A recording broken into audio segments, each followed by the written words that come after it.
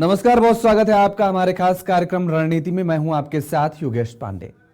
सजा याफ्ता बाहुबली और पूर्व विधायक मुख्तार अंसारी की मौत हो गई है और मुख्तार अंसारी की मौत कल देर रात हुई है। जेल में हार्ट अटैक आने के बाद मुख्तार को अस्पताल ले जाया गया, जहां मुख्तार अंसारी की मौत हुई। मुख्तार अंसारी की मौत के बाद बांदा मेडिकल कॉलेज परिसर के आसपास सुरक्षा व्यवस्था बढ़ा दी गई है। जानकारी के मुताबिक बेहद गंभीर हालात में उसे अस्पताल ले जाया गया था। अस्पताल की तरफ से जारी बयान में कहा गया कि मुख्तार अंसारी को बेहोशी की हालत में ले जाया गया था, जहां उसे 9 डॉक्टरों की टीम के द्वारा चिकित्सा उपलब्ध भी करवाई गई, लेकिन इलाज के दौरान मुख्तार अंसारी की मौत हो गई। मुख्तार अंसारी की मौत के बाद मुख्यमंत्री योगी आदित्यनाथ ने आपात बैठक बुलाई। मुख्यमंत्री योगी आदित्यनाथ ने अधिकारियों को निर्देश दिए कि किसी भी हालत में राज्य में कानून व्यवस्था में किसी भी तरीके की कोई दिक्कत नहीं आनी चाहिए। लॉ एंड ऑर्डर को लेकर राज्य के कई हिस्सों में प्रशासन को अलर्ट किया गया। समाजवादी पार्टी ने मुख्तार अंसारी की मौत पर दुख जताया है। पार्टी की तरफ से सोशल मीडिया साइट्स एक्स पर लिखा गया कि पूर्व विधायक श्री मुख्तार अंसारी जी का इंतकाल दुखद है।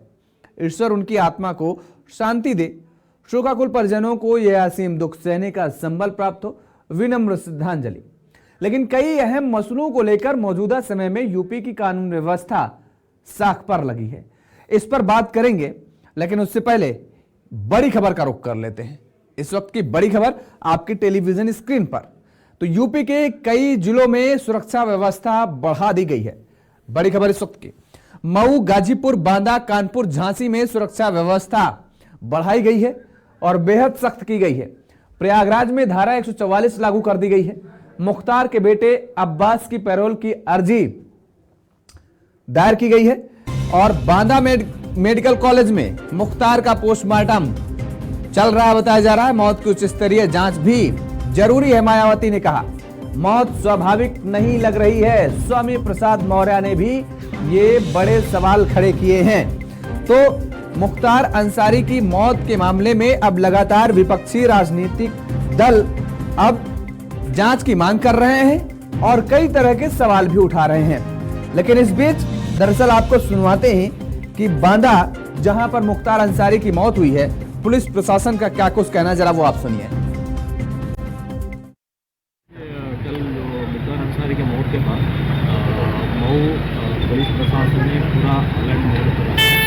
आज शुक्रवार है और जुमे का नमाज है, इसलिए पुलिस प्रशासन और अलर्ट मोड पर है।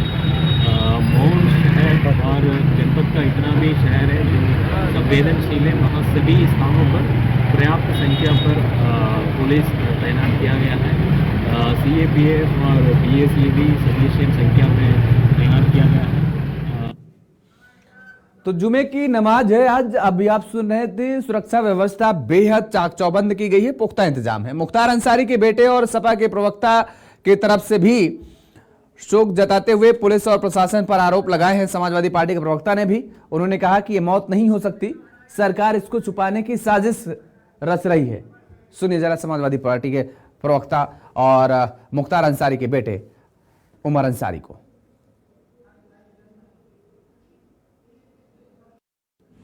ए खाक के वतन कर्ज अदा क्यों नहीं होता, एक बड़ा सानेहा है। जिस तरीके से पिछले कई सालों से रमज़ानों में इस तरीके से जेल में रहने वाले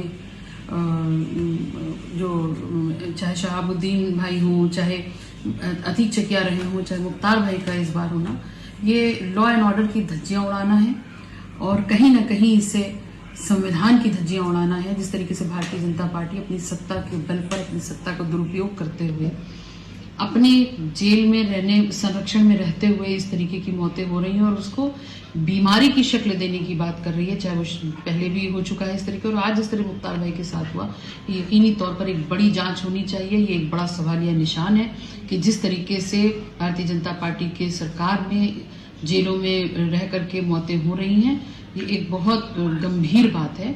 और मुख्तार भाई के लिए बस क्या कहा जाए, बेहद अफसोस।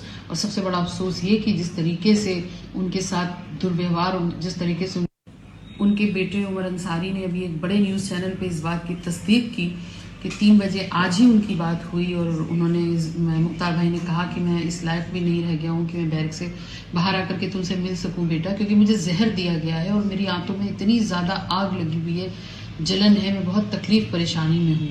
माननीय न्यायालय के समक्ष विधायक जी ने लिख कर दिया 19 तारीख को उनको खाने में जहर दिया गया। क्या हो गया? तबीयत बिगड़ी, आईसीयू लाए गए, बीमार थे। 12 घंटे के अंदर इतना प्रेशर पड़ा कि डॉक्टर स्वतंत्र रूप से इलाज भी नहीं कर पाए।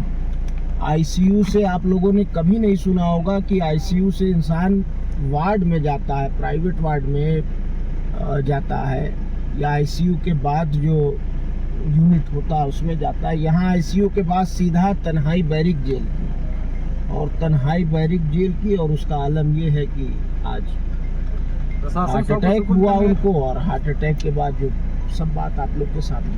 100 में कुछ संदिग्ध समझ में आया? 100 को देखकर किसी तरह का संदेह? देखिए, मैंने चेहरा देखा है सिर्फ, और जो हम लोगों को पापा ने खुद बताया है उसके मुताबिक यही है कि उनको स्लो पॉइजन दिया जा रहा था, जिसको वो कई बार से माननीय न्यायालयों में, बल्कि अब तो सारे देश में सब मीडिया के माध्यम से सबको ये बात जान चुका है कि हम पूरा परिवार हमारा और खुद हमारे फादर इस बात को कहते रहे कि हमें जहर दिया जा रहा है, लेकिन कहाँ सुनवाई, क्या सुनवाई। बचाव के लिए प्रशासन की क्या? माननीय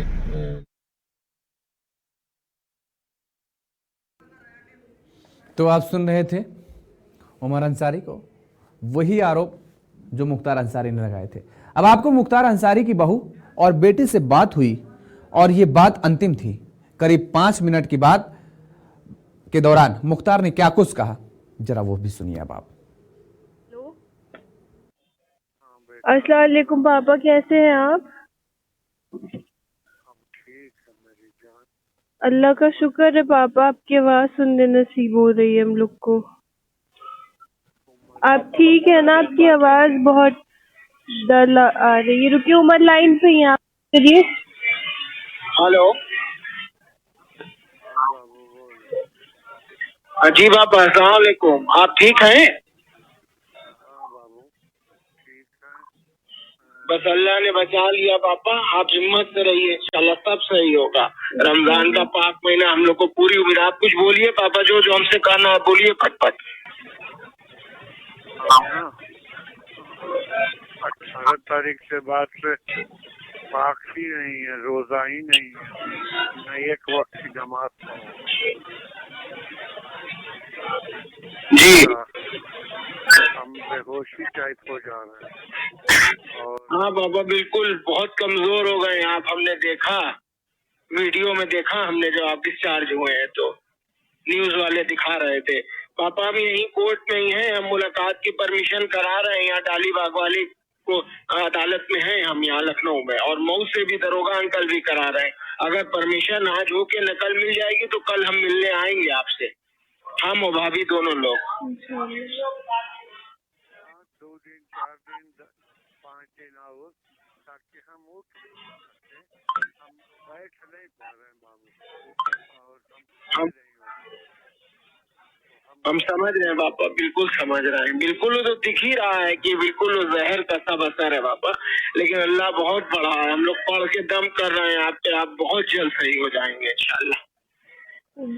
किसी भी तरह हिम्मत करके पापा फोन कर लिया करिए रोज, आपकी आवाज सुन के जान में जान आ गई हम लोग के। हाँ बाबू, हम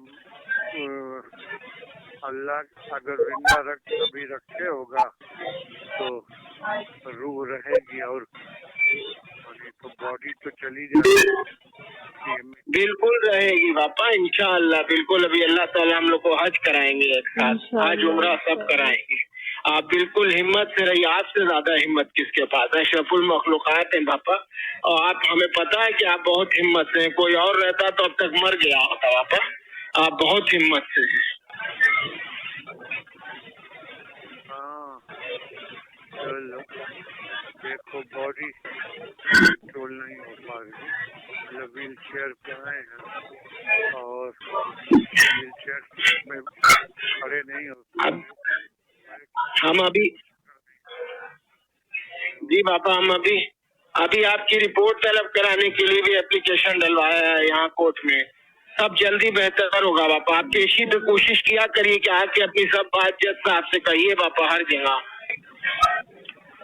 कहा नहीं तो फिराक नहीं है। आज आए थे ना तो फिर आए थे तो बेहोश हो गए। हाँ पापा वॉशरूम हो रहा है कि नहीं हो रहा है? लूज मोशन हो रहा है कि एकदम हो ही नहीं रहा बात को? नहीं 10 दिन से न मोशन हुआ ही नहीं, कुछ हुआ ही नहीं। जल्दी सही हो जाएंगे पापा। हम लोग पढ़ के पूछ रहे हैं आपको जमजम और खजूर भेजेंगे या हम आएंगे तो लेके आएंगे आपके लिए। जमजम से बाबा लेके आए हैं सऊदीया से, जमजम और खजूर लेके आएंगे आपके लिए और फल। 5 दिन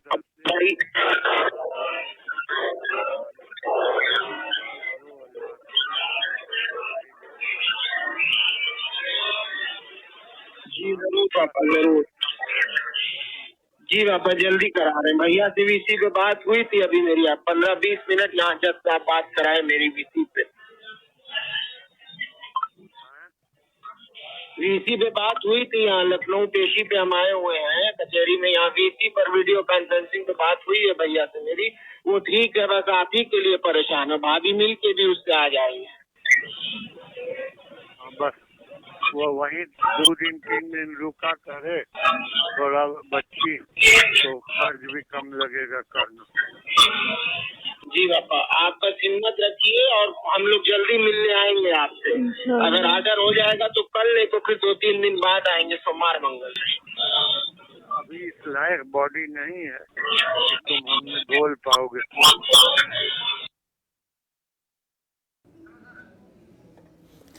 तो ये आखिरी वो बातचीत थी मुख्तार अंसारी की और उनके बहू बेटे से। आपको बता दें कि जिस तरीके से ये बातचीत का ऑडियो सामने आया है और उसमें किस तरीके से बात और मुख्तार अंसारी को क्या समस्याएं थी, किस तरीके से वो जानकारी दे रहे थे। अब आपको दिखाते हैं कि मुख्तार अंसारी के ऊपर आरोप क्या है और सजा क्या है। हत्या और हत्या के प्रयास के आरोप मुख्तार अंसारी पर 65 मामले दर्ज थी। 8 मामलों में सजा मुख्तार को मिली थी। धमकी, धोखाधड़ी का मामला भी दर्ज था। 21 मामलों की सुनवाई अलग अलग अदालतों में चल रही थी और इसके साथ ही बीजेपी विधायक कृष्णानंद राय की हत्या का आरोप भी मुख्तार अंसारी पर ही लगा था और अवधेश राय हत्याकांड में उम्र कैद की सजा भी सुनाई गई। टीचर कपिल देव सिंह की हत्या में 10 साल की सजा मुख्तार अंसारी को सुनाई गई। वाराणसी के कारोबारी को धमकाने के आरोप में 5.5 साल की सजा मुख्तार अंसारी की हुई है। ये वो पूरे प्रकरण है, मामले हैं जिन पर सुनवाई हुई और सजा हुई। धोखाधड़ी के आरोप में उम्र कैद की सजा मुख्तार अंसारी को सुनाई गई।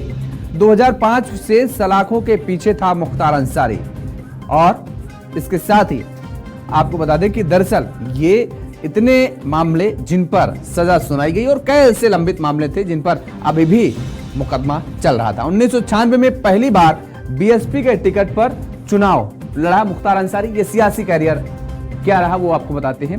2007 में फिर निर्दलीय लड़ा और जीत हासिल हुई। 2002 में निर्दलीय चुनाव लड़ा और जीत हासिल हुई। 2012 में कौमी एकता दल से चुनाव लड़कर जीत हासिल की और 2017 में 5वीं बार बहुजन समाजवादी पार्टी के टिकट पर चुनाव लड़ा मुख्तार अंसारी और यहां पर भी जीत मिली।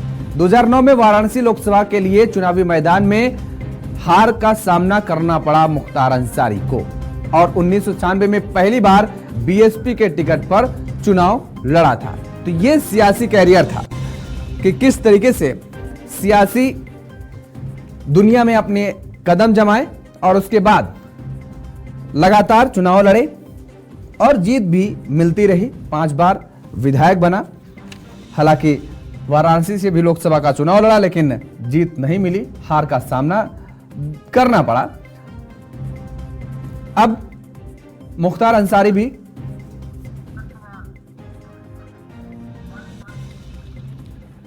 और क्या सवाल हैं अब आपको बता दें कि क्योंकि मुख्तार अंसारी की मौत के बाद बड़े सवाल खड़े हो रहे हैं। मुख्तार अंसारी की मौत पर संदेह जताया जा रहा है और मुख्तार के बेटे की जहर देने के दावे में कितनी सच्चाई है, यह भी एक बड़ा सवाल है। मुख्तार की मौत से किसको फायदा हो सकता है, यह भी बड़ा सवाल। क्या राजनीतिक द्वेष के कारण मुख्तार की हत्या की गई है, और क्या मुख्तार के पोस्टमार्टम से मुख्तार के मौत की कहानी सुलझेगी क्या, यह भी बड़े सवाल हैं। तो मुख्तार अंसारी की मौत को लेकर के अब सियासी रोटियां भी सेकने का काम शुरू कर दिया गया है। लगातार कई तरह के सवाल खड़े हो रहे हैं। हमारे साथ कुछ मेहमान जुड़े हुए हैं, आपका तारुफ करा देते हैं। आज हम इसी मुद्दे पर चर्चा करेंगे और समझने की कोशिश करेंगे कि आखिर चल क्या रहा है। जी सवाना जी हैं, पूर्व IPS हैं। प्रमोद कुमार जी हैं, सुप्रीम कोर्ट के अधिवक्ता हमारे साथ जुड़े हुए हैं। अभिषेक वाजपेयी जी हैं, समाजवादी पार्टी के प्रवक्ता हैं। पवन गोयल जी हमारे साथ जुड़े हुए हैं, भारतीय जनता पार्टी के नेता हैं। आप सभी मेहमानों का बहुत स्वागत है। जी सवाना जी, हम आपसे समझना चाहेंगे, क्योंकि आपने ऐसे माफियाओं को देखा होगा और उनसे कई बार आमना सामना भी हुआ होगा। लगातार अब जिस तरीके से ये माफिया जेल में बंद होता है कोई, और उसके बाद ये आरोप लगाए जाते हैं कि दरअसल उसे स्लो पॉइजन दिया जा रहा है खाने में, ये गुहार लगाई जाती है, जांच की बात की जाती है, लेकिन बाहर सब ये होता है कि अफवाह फैलाई जा रही है, किसी भी तरीके से जेल से बाहर निकालने की कोशिश की जा रही है और तमाम तरीके की बातें चलती हैं, चर्चाएं चलती हैं। फिलहाल आपको इस पूरे मामले पर, और उसके बाद मौत हो जाती है, आपको इस पूरे मामले पर, प्रकरण पर क्या फिलहाल समझ में आ रहा है सर? देखिए पांडे जी, ये जो पोस्टमार्टम है इसको एक बोर्ड कर रहा है और उसमें काफी सीनियर रैंक के डॉक्टर्स हैं, CMO रैंक के। नोटिफिकेशन होता है और जो इस तरह के हालात में मौत होती है तो उसमें नेशनल ह्यूमन राइट कमीशन की जो गाइडलाइंस है उनको फॉलो किया जाता है। और इसमें जहां तक जहर की बात है तो इसमें विसरा जो है वो प्रिजर्व की जाएगी पोस्टमार्टम के दौरान, और उस विसरा को भेजा जाएगा फॉरेंसिक लेबोरेटरी, और फॉरेंसिक लेबोरेटरी जो है उसकी रिपोर्ट देगी। जो समय लगता है थोड़ा, आज ही ये सब कुछ नहीं पता पड़ जाएगा पोस्टमार्टम रिपोर्ट में, बल्कि जब विसरा की रिपोर्ट आएगी तो फिर फाइनल पोस्टमार्टम की रिपोर्ट की कॉज ऑफ डेथ जो है बताया जाएगा। जो विसरा होता है उसमें क्या है कि जो हमारे बॉडी के वाइटल पार्ट्स हैं, लिवर है, किडनी है और जो दूसरे पार्ट्स हैं, उनके हिस्से लिए जाते हैं, क्योंकि जब जहर दिया जाता है तो उसका प्रभाव इन वाइटल पार्ट्स के ऊपर पड़ता है और उससे ही ये असर्टेन होगा कि जहर दिया गया या नहीं दिया गया। तो ये बात तो जो ये कह रहे हैं मैं उसके बारे में बता रहा हूँ जी। तो पूरी प्रक्रिया है, इसमें वीडियोग्राफी होगी जो चल भी रही है। जैसे पोस्टमार्टम चल रहा है तो उसमें वीडियोग्राफी होगी हर चीज की, हर चीज को प्रिजर्व किया जाएगा और उसके बाद में फिर निर्णय होगा कि कारण क्या था। एक बड़ा सवाल ये भी उठाया गया सर मुख्तार अंसारी के बेटे की तरफ से कि ICU से निकाल करके सीधे तन्हाई बैरक में भेज दिया गया। लोग ICU से निकाल करके नॉर्मल वार्ड में नहीं भेजते हैं। देखिए, ये तो उनका अपना ओपिनियन है, ये तो डॉक्टर ही बता सकते हैं कि क्या उनकी हेल्थ की कंडीशन थी और उन्हें भेजा जाना चाहिए था, नहीं था। ये तो वो ही बता सकते हैं बेहतर तरीके से। एक पुलिस अधिकारी के तो स्कोप में ही नहीं है ये बात। बिल्कुल, चलिए सर। प्रमोद कुमार जी हमारे साथ जुड़े हुए हैं। प्रमोद सर, आपसे समझना चाहेंगे कि किस तरीके की अब इस पे कानूनी पेचीदा फंसते नजर आ रहा है। दूसरी तरफ अगर मुख्तार अंसारी की बात हम करें तो उसके बेटे की बात करें, अब्बास अंसारी की, तो उसके लिए भी पैरोल के लिए उसकी तरफ से भी अर्जी दाखिल की गई है। कितने चांसेस आपको लगते हैं कि अंतिम यात्रा में, अपने पिता की अंतिम यात्रा में बेटा शामिल हो पाएगा? देखिए, पैरोल का प्रोविजन है और ऐसी स्थितियां जो बनी है इसमें तो पैरोल मिलेगा ही मिलेगा। इसमें समझिए कि 99.9% चांसेस है कि इनको पैरोल मिलेगा। पैरोल दो हालात में मिलता है, या तो एक पुलिस कस्टडी में भी हो सकता है या उनको ऐसे भी है। लेकिन कोर्ट यदि ये इस चीज को समझेगी कि नहीं, इनको पुलिस कस्टडी में पैरोल मिलना चाहिए और वो जो है नवाजे शरीक उसमें हो सके, जो लास्ट रिचुअल है, तो उसमें कोर्ट जो भी हो सकता है वो करेगी। मैं समझता हूं ये ह्यूमैनिटेरियन ग्राउंड होता है कोर्ट के सामने, और माननीय जो न्यायालय में होता है और इंडिया में वो करीब करीब जो है नेचुरल जस्टिस पे चलता है, और इस तरह के ह्यूमैनिटेरियन ग्राउंड पे हमेशा कोर्ट जो है वो कन्विंस होता है और पैरोल मिल ही जाता है। दूसरी बात आपने कहा कि कोर्ट में जो है अब इनके पास क्या है। देखिए, जैसा अभी अवाना साहब ने बताए कि ये सारा का सारा मुद्दा जो है वो डिपेंड करता है उनकी मेडिकल रिपोर्ट के हिसाब से।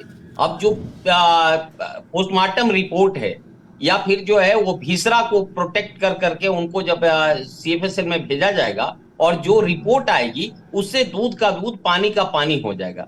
वैसे ही इसकी चांसेस बहुत ही नगण्य है कि उनको कोई स्लो पॉइजन दिया गया था। जैसा अभी हम सुन रहे थे, उनका ऑडियो स्पीच उनके बेटे से बात हो रहा था, बेटी से भी जो बात हुआ था अंसारी को, तो उन्होंने ये कहा था कि मुझे कई दिनों से तबीयत खराब है।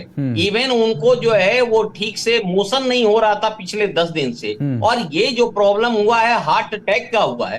तो इस एज में हार्ट अटैक और इस सिचुएशन में हार्ट अटैक जो डॉक्टरों की टीम ने बताया, क्योंकि उसमें देखिए मेडिकल नेग्लिजेंस बिल्कुल नहीं हुआ है। जैसे ही जेल अथॉरिटी को पता चल गया है तो उन्होंने बांदा जेल में रेफर किया है। प्लस दोबारा जब उनको लाया गया जो बेहोशी के हालत में, तो उसमें 9 डॉक्टर का टीम उनको ट्रीटमेंट किया है और पूरी प्रिकॉशन रख रहा है। तो मैं नहीं समझता हूं कि ये नेचुरल फेनोमेना का जो है हार्ट अटैक का हुआ है। लेकिन फिर भी यदि किसी को संदेह है ऐसा कि इसमें किसी का कॉन्स्पिरेसी हो सकता है या नेग्लिजेंस के साथ जो है वो किया गया है, तो उसके लिए मेडिकल टीम है, उसके लिए वेट करना पड़ेगा।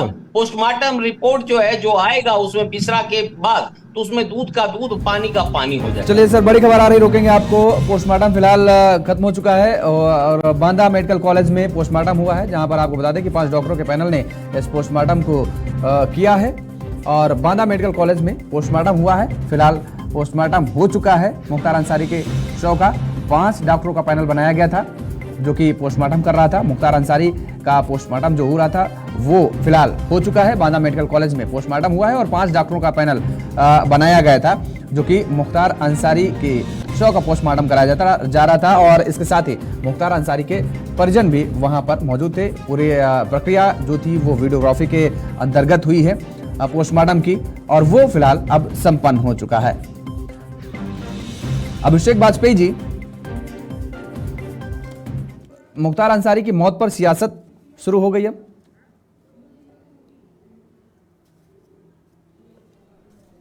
अभिषेक जी, आवाज आ रही है आपको?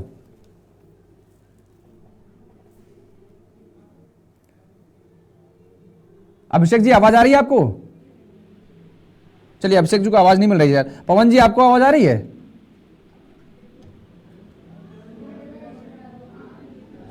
पवन जी, आवाज मिल रही है आपको? ठीक है। अब बड़े आरोप लगाए जा रहे हैं विपक्षी राजनीतिक दलों की तरफ से। ये कहा जा रहा है कि दरअसल ये नेचुरल मौत नहीं है। जी, ये आरोप देखिए विपक्ष है, विपक्ष का काम है आरोप लगाना। अगर ये सरकार पर लगा रहे हैं तो इनको पहले पोस्टमार्टम रिपोर्ट का इंतजार कर लेना चाहिए। जैसे अभी हमारे दोनों विशेषज्ञ बता रहे थे। तीसरी सबसे बड़ी बात, मैं एक महत्वपूर्ण बात आपके सामने ये रखना चाहता हूँ कि 2017 में तो माननीय योगी जी की सरकार आई थी और जो मुख्तार अंसारी जेल में बंद था वो 2005 से था।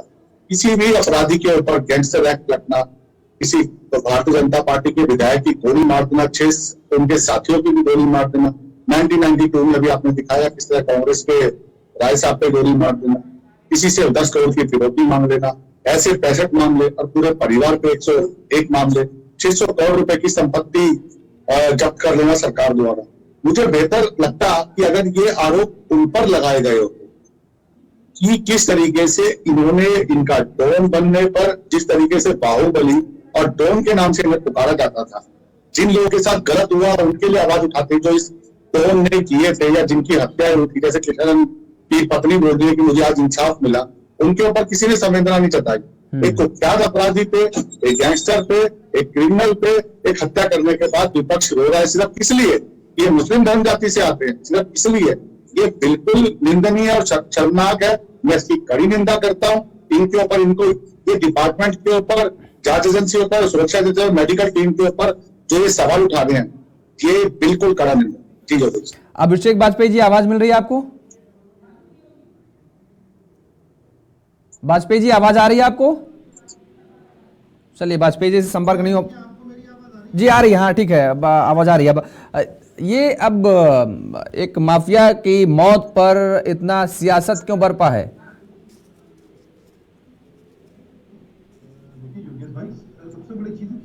आदरणीय अखिलेश यादव जी ने भी इस बात को कहा हुआ कि भाई जांच होनी चाहिए। जब एक व्यक्ति कह रहा है कि मुझे पॉइजन दिया जा रहा है, क्या उस पर जांच नहीं होनी चाहिए? और दूसरी चीज आपको याद दिला, आपको तो योगेश भाई अच्छे से पता है कि जब हिरासत में मौत होती है या बलात्कार या गायब होने के मामले में 2005 से ही कानून में है बाकायदा, और सीआरपीसी की धारा 176 में क्षेत्र के तहत बाकायदा जांच के प्रावधान है। तो हम तो सिर्फ जांच की बात कर रहे हैं अगर, और जांच के आधार हमें देखने पड़ेंगे, क्योंकि आपको याद होगा कि जब पहले भी कुछ चीजों की जांच हुई थी, जैसे विकास दुबे को आप देख लीजिए, या संजीव माहेश्वरी के कांड में आप देख लीजिए, या अतीक अहमद के उसमें देख लीजिए, मुन्ना बजरंगी में देख लीजिए, तो जांच जो है वो जांच हुई कितनी और आगे कितनी बढ़ी है, जनता जनार्दन के बीच सामने कितना है, ये सबसे बड़ी चीज है। जांच होनी चाहिए और जनता जनार्दन के बीच सच्चाई सामने आनी चाहिए। अगर कोई भी व्यक्ति कह रहा है, उनके बेटे भी कह रहे हैं कि अगर उनको पॉइजन दिया गया, ये तो मैं नहीं जान सकता हूँ, आप बता सकते हैं कि असलियत में दिया गया कि नहीं दिया गया, लेकिन ये तो जांच का विषय है। जांच में जैसे कि अभी श्रीमान महोदय ने इस बात को कहा कि जांच में जब इस तरह की रिपोर्ट आएगी तब इसमें सारी चीजें सामने आ जाएंगी, और मुझे लगता है कि ये होना भी चाहिए और सामने आनी चाहिए। तो इसमें कहीं भी कोई राजनीति की बात जांच तक तो आपको भी इंतजार करना चाहिए ना। अब आपके नेता ने अगर कह दिया कि ठीक है जांच होनी चाहिए इस पूरे मामले को लेकर के, सवाल भी खड़े कर दिए, लेकिन अब कानून व्यवस्था को इससे पूरा जोड़ा जा रहा है कि उत्तर प्रदेश में पूरी कानून व्यवस्था ध्वस्त हो गई है, किसी की मौत हो जा रही है। योगेश भाई आप मुझे बता दें, कानून व्यवस्था के तो आलम ये है कि आज कोई भी व्यक्ति सरकार करके सड़कों पे घूमने लगता है। कानून व्यवस्था का आलम ये है कि आज न्यायालय ही सुरक्षित नहीं रहेगी, न्यायालय के अंदर बाकायदा गोलीकांड हो जाते हैं। कानून व्यवस्था ये है कि आज लोग रेप करके 2 मंजिल से छत के नीचे फेंक देते हैं। कौन से कानून व्यवस्था की बात? हम आपकी बात, अभिषेक जी, हम आपकी बात मानते हैं कि कानून व्यवस्था पूरी तरीके से, अब ऐसा नहीं है कि बिल्कुल राम राज्य आ गया होगा, मैं इस बात से कतई नहीं सहमत हूँ। सुनिए ना, मैं बोल तो रहा हूँ, मैं तो खुद बोल रहा हूँ कि मैं इस बात से कतई नहीं सहमत हूँ कि कहीं पूरा राम राज्य आ गया हो, लेकिन इस बात से जरूर सहमत हूँ, ठीक है अभिषेक जी, लेकिन इस बात चाहते हैं, मैं बोल तो रहा हूं, मैंने कहा कि मैं कतई नहीं सहमत हूं कि राम राज्य आ गया है, राम राज्य नहीं है, लेकिन मैं इस बात से जरूर सहमत हूं कि उत्तर प्रदेश में अपराध में जो स्थिति पहले थी उससे बेहतर हुआ है उत्तर प्रदेश।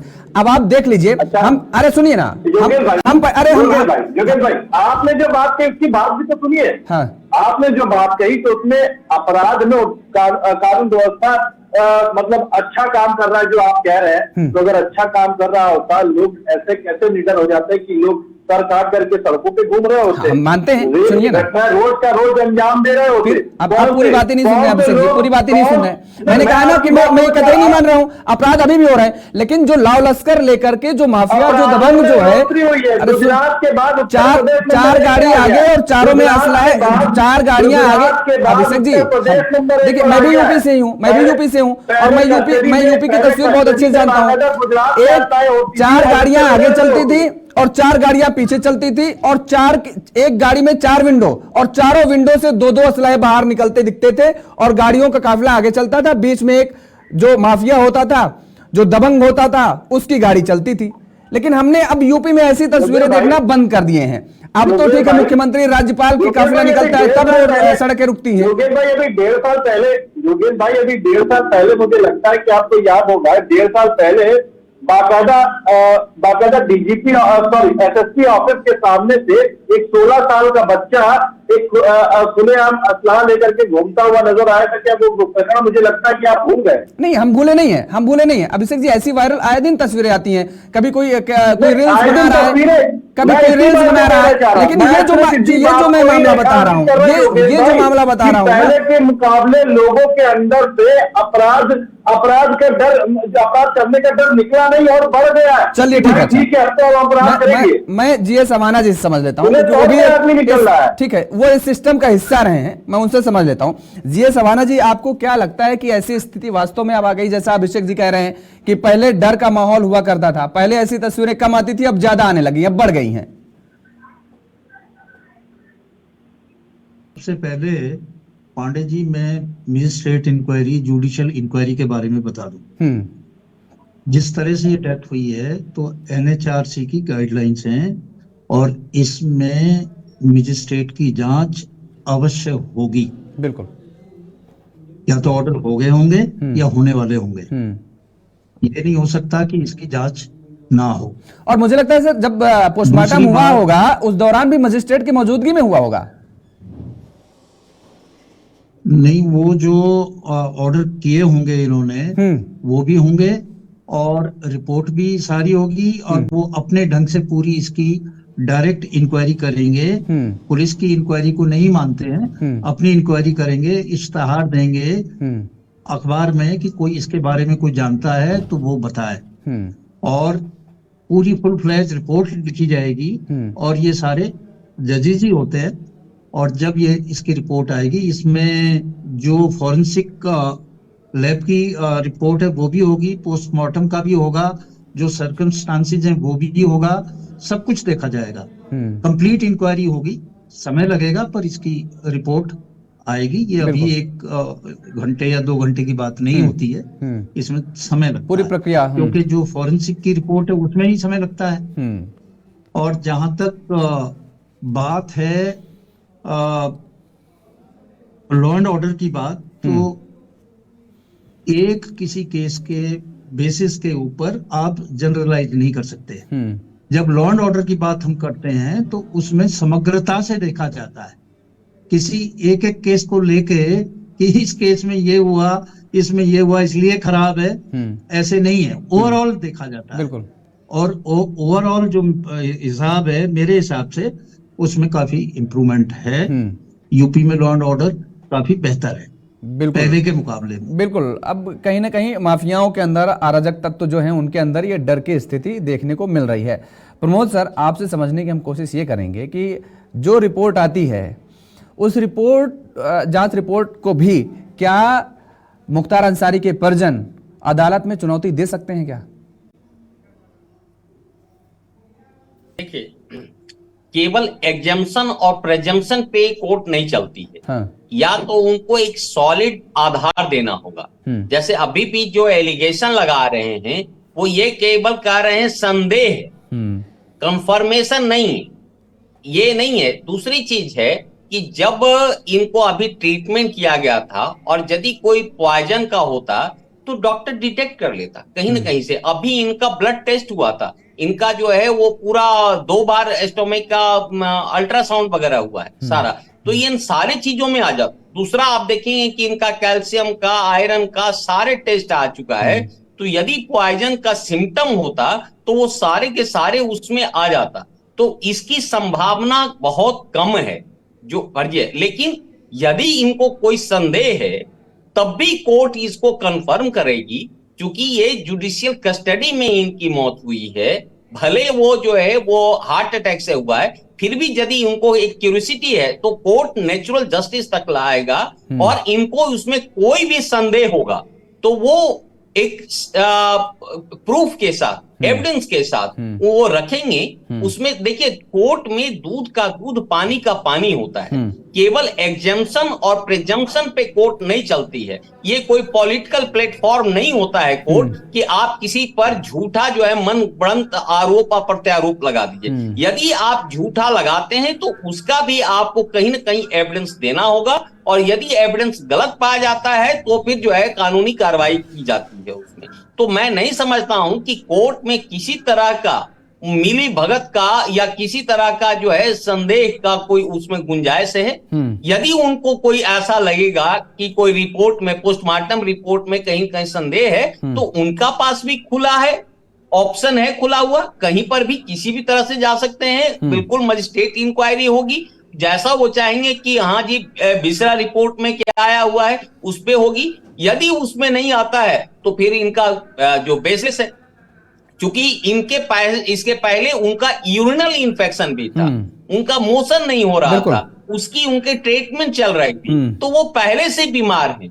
ऐसा नहीं है कि इनको है। और जब ये टेस्ट हुआ था जो अभी एक दिन पहले 26 तारीख को हुआ है, यदि उसको जैसे पहले बता रहे हैं, यह एलिगेशन है कि 40 दिन पहले भी पॉइजन देने की कोशिश की गई थी, तो उसमें दूध का दूध पानी का पानी आ जाता कि हाँ कहीं कोई पॉइजन का टेस्ट है कि नहीं, कोई सिम्टम है कि नहीं। तो मैं नहीं समझता हूं प्रेमा फेसाई अभी जो है केवल मेयरली एक झूठा एलिगेशन के लिए या एक क्रिमिनल के प्रति हाय तौबा बनाने के लिए इस तरह से कर रहे हैं। इतना तो हाय तौबा जितना क्राइम उसने किया था, जितना मर्डर किया है मऊ एरिया में या गाजीपुर एरिया में जाकर के, वहां जो दहशत है, तब तो कोई पॉलिटिकल पार्टी उसमें नहीं खड़ा होता था। लेकिन आज यदि इनको स्वाभाविक रूप से एक मौत हुआ है हार्ट अटैक से, तो उसके लिए लोग हाय तौबा कर रहे हैं। मैं समझता हूं ये बड़ा दुर्भाग्य होता है कि एक क्रिमिनल को प्रोटेक्ट करना। आप कम से कम पेशेंस रखें, पेशेंस रहने। ठीक बात, पेशेंस की जरूरत है। और जो है अगर जांच की मांग की जा रही तो उसमें भी दूध का दूध पानी का पानी हो जाएगा, लेकिन जांच का भी इंतजार करिए। अभिषेक वाजपेयी जी, आपने सुना होगा प्रमोद जी को, वो साफ तौर पर कह रहे हैं कि जो आरोप लगाए जा रहे हैं, अगर ऐसा कुछ होता तो कहीं ना कहीं डॉक्टर तो उस बात को कैच करते ना।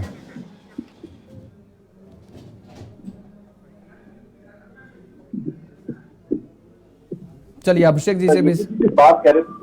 हाँ बोलिए, आवाज आ रही है आप जी। जब योगेश भाई इस बात को बोल रहे थे तो मुझे लगता है कि जब उन्होंने एक नहीं कई बार वो चुनाव लड़े हैं, बाकायदा जीत करके आए हैं, तो जब जनता जनार्दन को इतना ही उनके ऊपर था कि वो अब बहुत बड़े अपराधी हैं, उन्होंने लोगों के लिए कुछ नहीं किया है, इस जैसे माफिया ही माफिया है, तो जनता जनार्दन ने इन्होंने वोट क्यों दिया? तो फिर आप जनता जनार्दन के ऊपर प्रश्न चिन्ह उठा दीजिए। हम किसी को प्रोटेक्ट नहीं कर रहे हैं। जो बात उन्होंने कही थी, प्रार्थना पत्र दिया था, तो हम तो सिर्फ उसी बात को कह रहे हैं ना। हमने कहा उनको प्रोटेक्ट किया है, हम कहीं प्रोटेक्ट नहीं कर रहे हैं भाई। जांच का विषय प्रमोद जी कह रहे हैं अगर ऐसा कुछ होता तो लगातार मेडिकल चेकअप होता था, तो वहां तो उस बात को पकड़ा जाता कि अगर आप किसी को पॉइजन दिया जा रहा है तो डॉक्टर्स तो उस चीज को पकड़ लेते ना।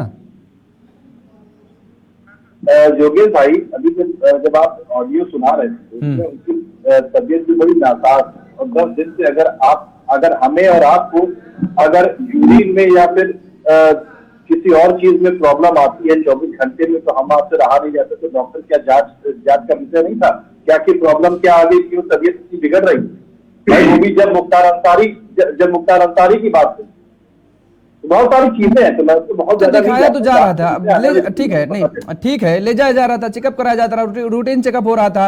अब कई दफा ऐसा भी होता है कि हम लोग भी अपने परिजनों का चेकअप कराते हैं, इलाज कराते हैं, उतना जितना स्वास्थ्य बेहतर होना चाहिए, जितनी जल्दी रिकवरी होनी चाहिए, नहीं कर पाती। अब ये तो नहीं किया जा सकता ना कि जेल के अंदर ही उसके लिए एक तालाब खुदवा दिया जाता और वहां मछली पालन करवा दिया जाता ताकि उसके मछली खाने की पूरी व्यवस्था की जाए। ऐसा तो नहीं किया जा सकता। देखिए योगेश भाई, बात जब जांच की है तो जांच के बाद सामने आ ही जाएगा, तो मैं उसको कोई टीका टिप्पणी नहीं करना चाहता। और मैंने सिर्फ इतना ही बात कहा कि हम किसी को प्रोटेक्ट नहीं कर रहे हैं। मुझे लगता है कि भारतीय जनता पार्टी इसको जरूर फूल बड़ा फूल दे करके आगे बढ़ाना चाह रही, क्योंकि इलेक्टोरल बॉन्ड की तरफ से मुद्दे हट सके, जनता जनार्दन की तरफ से मुद्दे हट सके, ये जरूर एक कॉन्सेप्ट आ सकता है। क्योंकि ये इस टाइम पे जो घटना अंजाम हुई है, या पहले भी देखिए जब चुनाव था, जब चुनाव आए तब उस समय विकास दुबे और बाकायदा कई सारी घटनाएं घटी थी। तो चुनाव के टाइम पे ही ऐसे स्टेप आना ताकि जनता जनार्दन की तरफ, जनता जनार्दन का इन सब चीजों की, जनता के मुद्दे जो है उनकी तरफ से ध्यान हट जाए। चाहे वो इतना बड़ा, आपने देखा कैसे वित्त मंत्री के हस्बैंड ने बाकायदा आरोप लगाया कि विश्व का सबसे बड़ा स्कैम कहलाएगा ये। तो इन सब चीजों की तरफ से ध्यान हटाने के लिए ये चीजें हो सकती, लेकिन मुझे लगता है कि इतने चूल पकड़ने में चीजें सीधा सी बात होती कि हम इसको जांच करा, तो मुझे लगता है कि इन जगह पे चीजें पिछले हो जाए। पवन गोयल जी, ये चुनावी स्टैंड है आपका? जी, भारतीय जनता पार्टी का तो कोई चुनावी स्टैंड नहीं है। इनकी सरकार से पहले जब मायावती जी की सरकार थी, ये 4-5 एग्जाम्पल गिना रहे थे, मैं 574 एग्जाम्पल गिनवाऊंगा। वो 574 एग्जाम्पल ये थे कि मायावती जी की सरकार में थाने पे, पुलिस चौकियों पे 574 बार हमला हुआ, और 2.25 लाख मुकदमे दर्ज किए हुए आपराधिक। जब इनकी सरकार आई, पूरा 1016 बार माननीय अखिलेश यादव जी की सरकार में पुलिस चौकियों पे, पुलिस थानों पे, पुलिस कर्मचारियों पे, पुलिस अधिकारियों पे हमले हुए, 2,28,000 मुकदमे रजिस्टर्ड हुए, 13 मर्डर रोज होते थे और 24 बलात्कार होते थे। ये 5 उदाहरण गिनवा रहे हैं, लेकिन हम एक उदाहरण के लिए भी जिम्मेदार हैं। 2,28,000 की तो मैं बात ही नहीं कर रहा, 2 लाख, लेकिन हम एक के भी जिम्मेदार हैं। आज अगर ये धर्म के चश्मे से देख रहे हैं, बिल्कुल देखते रहें।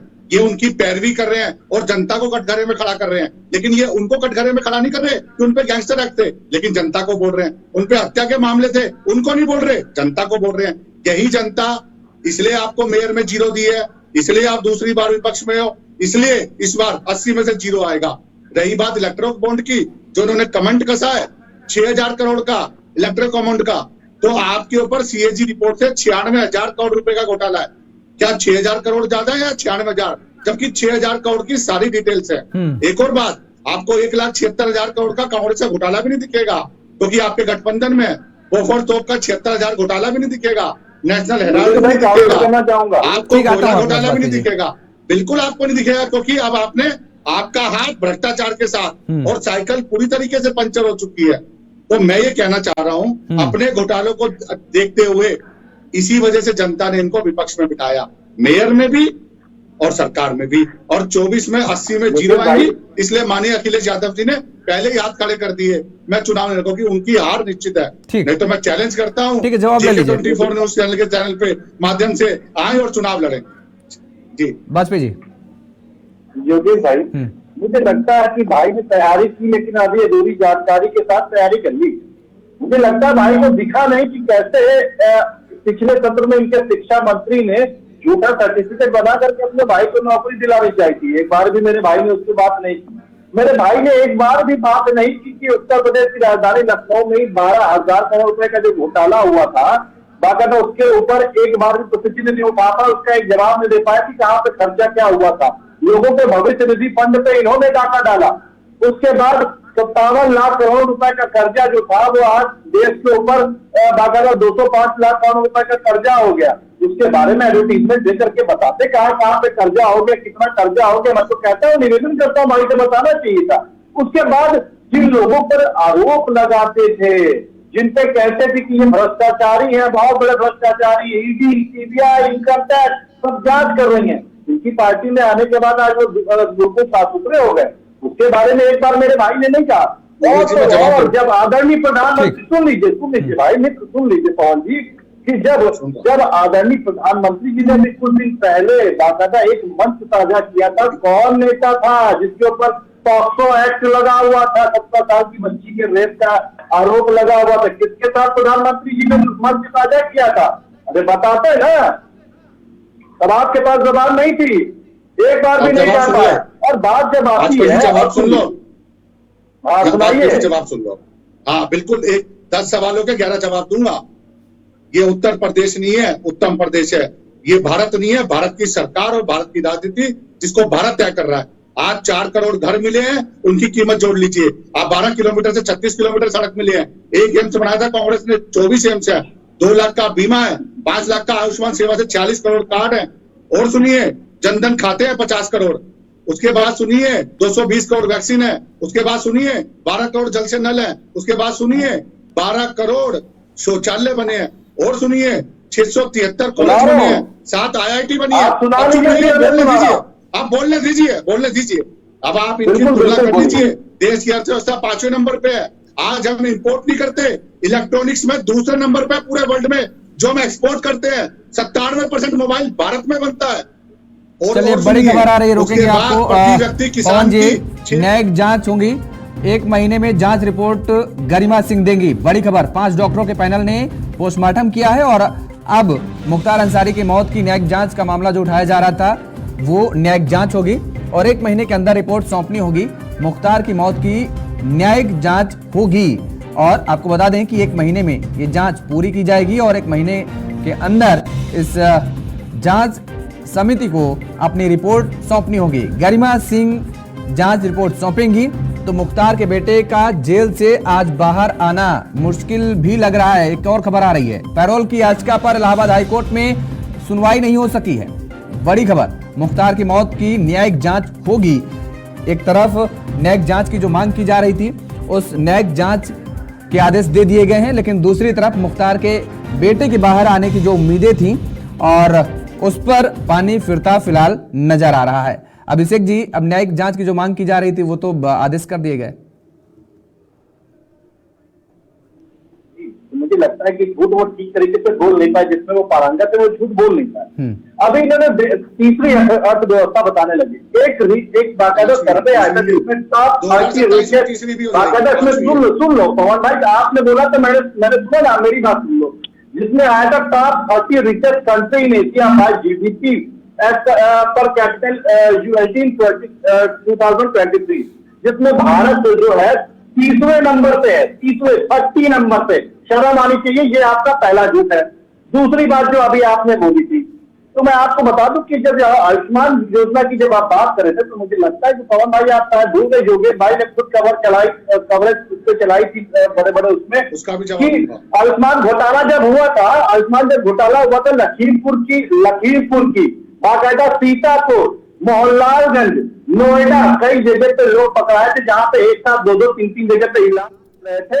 आयुष्मान में बाकायदा कितना बड़ा घोटाला हुआ था। एक साथ एक जगह पे आदमी इलाज करा रहा है, दूसरी जगह पे बाकायदा इलाज करके जनता का पैसा आपने खत्म करने का काम किया। उसके बाद शौचालय का कांड कह रहे थे। शौचालय मुझे लगता है 2173 करोड़ रुपए का जो रायबरेली में घोटाला किया था, वो शायद या तो उस पर जवाब स्मृति जी देंगी या तो पवन जी आपको देना चाहिए। सभी चैनलों में चला था। और मैं सारी एक एक करके आ रहा हूँ भाई, चिंता मत करें। हर घर नल की योजना जो आपने चलाई थी बुंदेलखंड में, तो बताइए आपके कौन सा कैबिनेट मिनिस्टर है उसने अपने ससुराल में ही बाकायदा उस योजना को आगे बढ़ाने के लिए कितना माल अंदर कर दिया, उसको बताना चाहिए था। और आप तो एक आखिरी बात और सुन लीजिए, क्योंकि आपके तो सांसद खुद कहते हैं ना भाई, वोट बिकते हैं, हम तो वोट खरीदते हैं। सांसद जी ने आपसे कहा था ना, तो आप उन लोगों में से हैं, तो आप पवन भाई झूठ इस तरीके से बोलिए कि कम से कम समझना है, जनता जनार्दन चूंकि सब जान चुकी है और आपके पास कोई जवाब देने के लिए नहीं बचा। जवाब सुन लो। अरे गुरुजी सुनाइए, फिर उसके बाद मैं दे रहा हूँ। हाँ, मैं जवाब दे रहा हूँ। मैं ये कह रहा हूँ, ये वही समाजवादी पार्टी है जो खुद जो किसी जमाने पे बसपा को कहती थी बुआ जी पूरा हाथी बना के पूरा उत्तर प्रदेश खा गए, उन्हीं की गोद में जाके गठबंधन कर लिए थे। कांग्रेस के लिए कहते थे कि कांग्रेस पूरी की पूरी भ्रष्टाचारी है, आज उन्हीं का हाथ भ्रष्टाचार के साथ। अब मैं बात करता हूँ जनधन खातों पे। अभी मेरे भाई अभी आयुष्मान सेवा पे सवाल उठा रहे थे, शौचालय पे सवाल उठा रहे थे। मैं इनको बहुत बहुत धन्यवाद देता हूँ कि इन्होंने ये तो मान लिया कि 46 करोड़ जनधन खाते खुले, इन्होंने ये तो मान लिया कि 50 करोड़ से ऊपर आयुष्मान सेवा हो गई, इन्होंने ये तो मान लिया कि जिस तरीके से उत्तर प्रदेश में केवल ये 3 मेट्रो छोड़ गए थे, आज देश के बड़े शहरों में 10 शहरों में मेट्रो आ गई है। मैं यही कहना चाह रहा हूँ, यही उत्तर प्रदेश की साइकिल भ्रष्टावादी पार्टी जो परिवारवादी में पूरी लिप्त है। पिता भी Yadav ji M Y factor के आरोप, बेटा भी, भाई भी, भतीजा भी परिवारवाद की बात करने वाले हम पे आरोप लगा रहे हैं। रही बात पोक्सो एक्ट की, जवाब दे रहा हूँ। पूरी डिटेल निकाल लीजिए, कितने क्राइम मुकदमे आपकी सरकार में, आपकी सरकार के मंत्रियों पे, किस तरीके से क्रिमिनल को पालने वाली ये पार्टी आज ज्ञान का संदेश दे रही है। आप सत्ता और विपक्ष में इसलिए ही बैठे हो क्योंकि आपके टाइम पे बलात्कार भी ज्यादा होते थे, मर्डर भी ज्यादा होते थे और आपकी पार्टी के नेता ही निकलते थे, और यहाँ चैनल पे बैठ के ज्ञान दे रहे हो। यही उत्तर प्रदेश का विकास है। अच्छा, मुझे बताइए। बन रहा है। सुन लीजिए 3.5 लाख किलोमीटर के गड्ढे भरे गए, 1.5 लाख किलोमीटर की सड़कें बनी गई, गांव के खरंजे बने गए, गांव के ट्यूबवेल बने गए। अरे भाई झूठ का, उत्तर प्रदेश के लोगों को आपके झूठ को साफ कर दे रहे ना, आपके झूठ को साफ बता दे रहे हो। डरिए मत। अरे भाई सुनना तो सीखो पवन भाई सुनना। कितनी सारी कंपनियों से उत्तर प्रदेश में निवेश हुआ, जिससे उत्तर प्रदेश के लोगों को रोजगार मिला। आज उत्तर प्रदेश का निवेश, उत्तर प्रदेश की अर्थव्यवस्था, दोनों लोगों को रोकेंगे। बड़ी खबर एक और आ रही है, मुख्तार के बेटे ने डीएम को चिट्ठी लिखी है, दोबारा पोस्टमार्टम कराने की मांग की जा रही है। एक और बड़ी खबर, दिल्ली एम्स में पोस्टमार्टम कराने की अब मांग की जा रही है। मुख्तार के बेटे ने चिट्ठी लिखी है, तो आपको बता दें कि अब दरअसल एक बार और पोस्टमार्टम कराए जाने की मांग की जा रही है। मुख्तार के बेटे ने बांदा डीएम को यह चिट्ठी लिखी है और दिल्ली एम्स में एक बार और पोस्टमार्टम कराए जाने की मांग की गई है। दोबारा पोस्टमार्टम कराने की बात कही गई है इस चिट्ठी में। तो दिल्ली एम्स में पोस्टमार्टम कराने की मांग की गई है मुख्तार अंसारी के बेटे की तरफ से।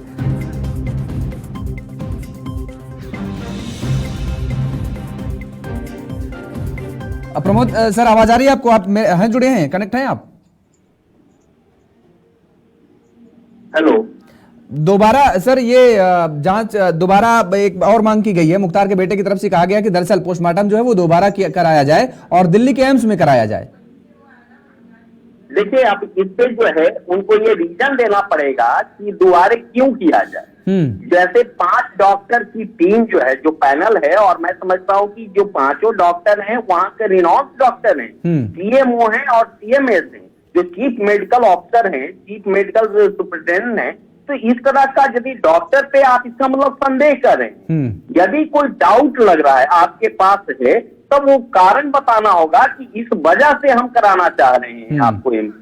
मेयरली केवल ये कह देने से कि नहीं आप हमको एम्स है, दैट इज इंटरेस्ट टॉपिक होगा। कल होकर के ये कहेंगे कि नहीं कि हमें तो न्यूयॉर्क में है, हो सकता है इंडिया पे हमको भरोसा नहीं है, हमको पाकिस्तान हॉस्पिटल से करवा दीजिए या वहां डॉक्टर से।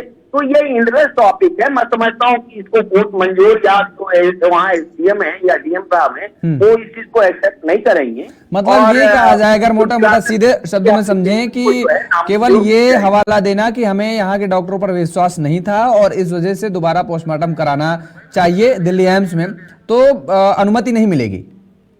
नहीं, ये कोई ऑथेंटिक रीजन नहीं है। और केवल इस रीजन पे कि हमको ये विश्वास नहीं है, इसका मतलब आप दोबारा आप संदेह पैदा कर रहे हैं। आप कुल मिलाकर के टालन तो क्या फिर जो है एक पॉलिटिकल इश्यूज बनाना चाह रहे हैं, विक्टिम कार्ड करना चाह रहे हैं। तो मैं समझता हूं कि ऐसी स्थिति में कोई भी प्रशासन इसकी इजाजत नहीं देगी। बहुत बहुत शुक्रिया सर हमारे साथ जुड़ने के लिए, समय देने के लिए। प्रमोद सर, अभिषेक वाजपेयी और पवन गोयल जी, आपका भी बहुत बहुत शुक्रिया हमारे साथ जुड़ने के लिए, समय देने के लिए। बड़ी खबर आ रही है इस वक्त की, एक और बड़ी खबर का रुख करेंगे। राजूपाल हत्याकांड में सजा का ऐलान, बड़ी खबर इस वक्त की। 6 आरोपियों को उम्र कैद और एक को 4 साल की सजा। सीबीआई अदालत ने सभी 7 आरोपियों को सजा सुनाई है। बीएसपी एमएलए राजूपाल हत्याकांड में दोषियों को सजा हुई है। बड़ी खबर इस वक्त की, राजूपाल हत्याकांड में सजा का ऐलान कर दिया गया है। सजा सुना दी गई है। 6 आरोपियों को उम्र कैद और एक को 4 साल की सजा सुनाई गई है।